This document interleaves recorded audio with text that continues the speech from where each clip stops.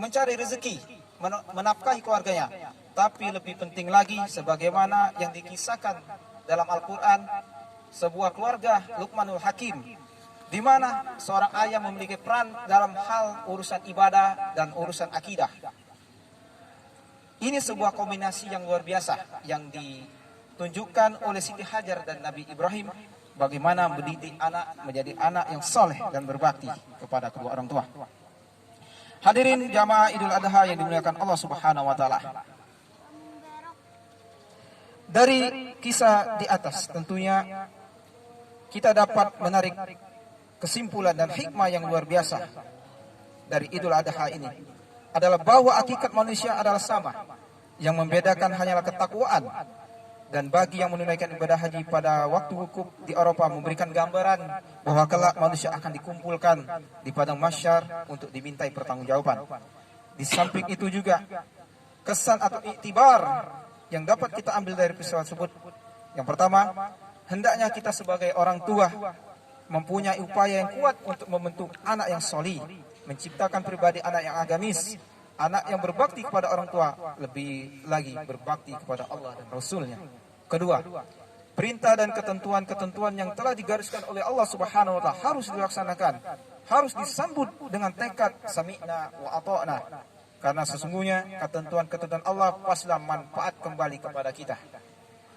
Hadirin jamaah Idul Adha, adapun iktibar yang ketiga, yakni kegigihan bagaimana syaitan mengganggu manusia. Bagaimana peristiwa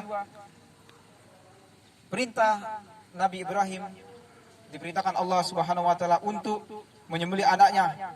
Pada saat itu setan mendatangi Siti Hajar untuk mengganggu keteguhan hati Siti Hajar. Dan kita tentunya mengetahui setan senantiasa terus berusaha menyeret manusia kepada kehancuran dan kegelapan. Maka janganlah mengikuti bujuk rayu syaitan, karena sesungguhnya syaitan adalah musuh yang nyata. Innahu lakum aduwwum mubin.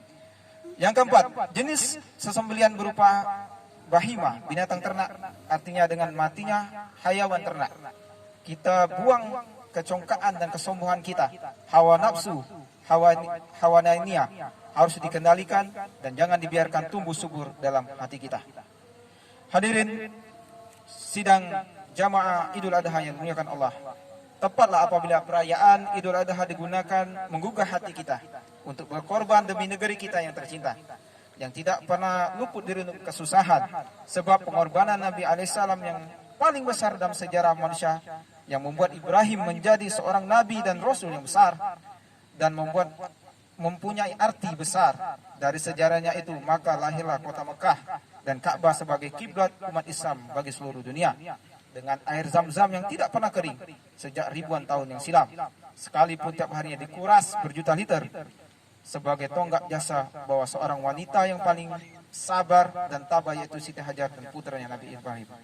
Pada akhirnya dalam kondisi seperti ini, kita banyak berharap dan berdoa semoga Allah Subhanahu wa taala mengangkat wabah virus corona di negara Republik kita, dan Allah tambahkan kesabaran dan keikhlasan kita dalam menjalaninya. Mudah-mudahan perayaan Idul Adha kali ini mampu menggugah kita untuk terus bersemangat, rela berkorban demi kepentingan agama, bangsa dan negara.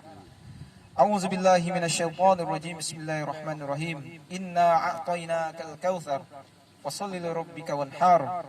Inna syani'aka huwal abtar. Barakallahu li wa lakum fil Qur'anil azim. ونفعني وإياكم بما فيه من الآيات وذكر الحكيم وتقبل مني ومنكم تلاوته إنه هو السميع العليم فاستغفروا إنه هو الغفور الرحيم.